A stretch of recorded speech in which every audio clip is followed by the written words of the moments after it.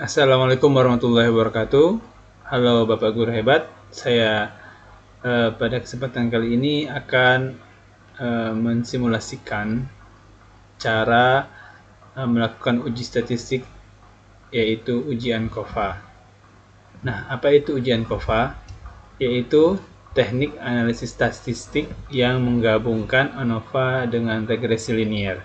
Nah, tujuannya adalah untuk membandingkan rata-rata beberapa kelompok sambil mengontrol pengaruh variabel lain atau kovarian yang dapat memengaruhi hasil.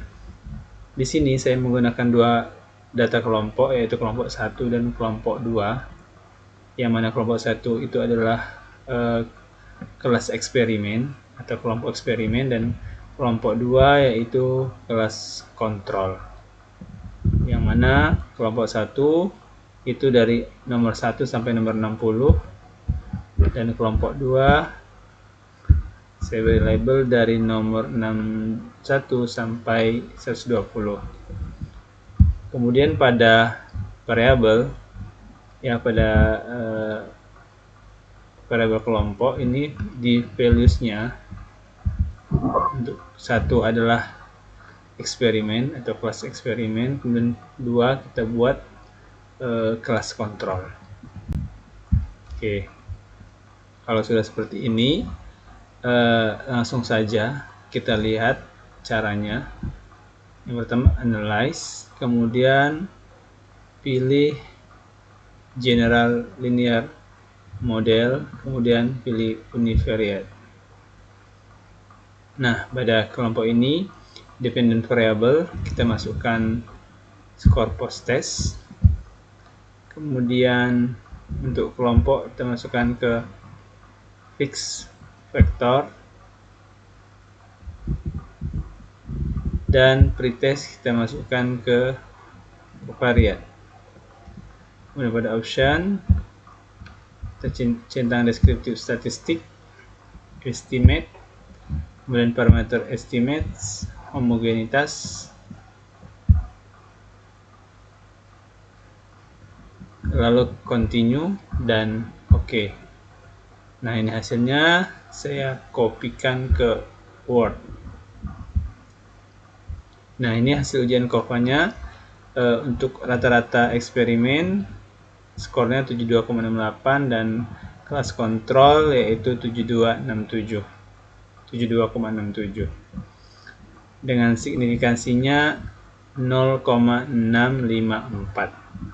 Nah, jadi berdasarkan hasil ujian COVA dapat diketahui terdapat perbedaan yang tidak signifikan, ya, karena nilai signifikansinya ini lebih dari 0,05 antara nilai post test kelas eksperimen dengan min 72,8 dengan nilai post test kelas kontrol dengan min 72,67. Nah, dengan demikian dapat disimpulkan bahwa tidak terdapat perbedaan yang signifikan antara kelas atau kelompok yang menggunakan media GPT dengan kelas yang menggunakan media konvensional atau media cetak dalam meningkatkan kemampuan bahasa Inggris. Ya. Selanjutnya saya akan melakukan uji n-gain. Caranya yaitu transform, kemudian compute variable. Sini kita reset terlebih dahulu. Di sini kita masukkan post test dikurang pretest. Oke, kita pilih post test, kemudian dikurang pretest. Masukkan. Oke. Nah, di sini datanya sudah muncul. Kemudian lanjut lagi, kita buka variabel baru, reset, skor ideal dikurang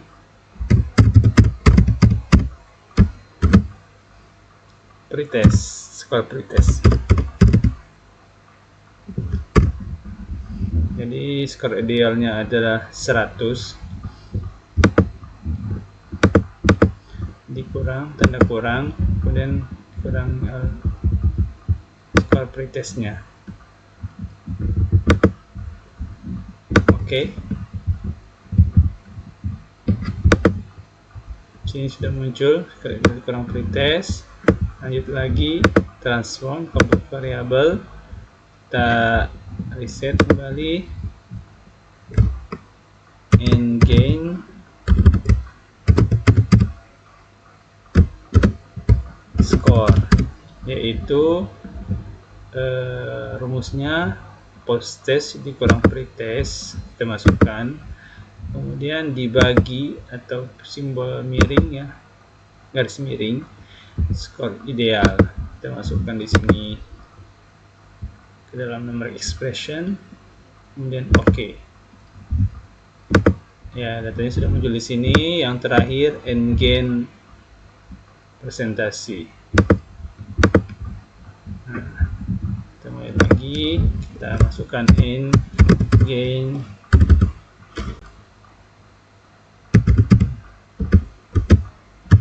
persentase. Rumusnya adalah end gain score dikali 100.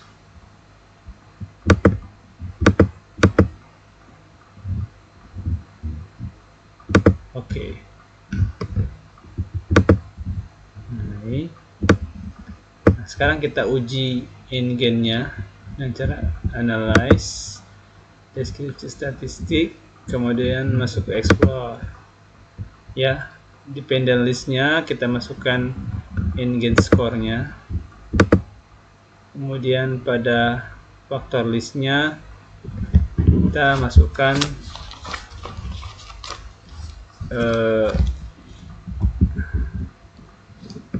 skor post test.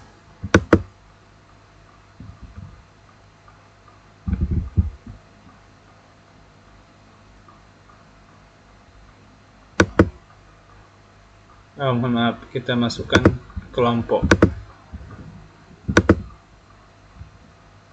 Kemudian option, kita continue, oke.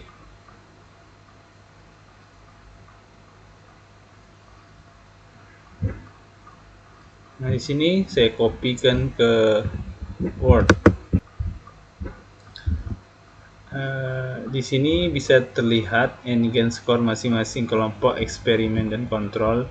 Untuk kelompok eksperimen min-nya 0,3618, kemudian median, skor minimum, maksimum, dan lain sebagainya.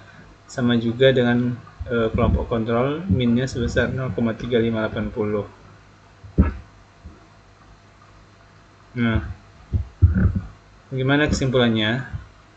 Nah, berdasarkan hasil uji end gain score menunjukkan bahwa nilai rata-rata end gain score untuk kelas eksperimen sebesar 0,36, seperti tadi yang saya tunjukkan, termasuk ke dalam kriteria sedang.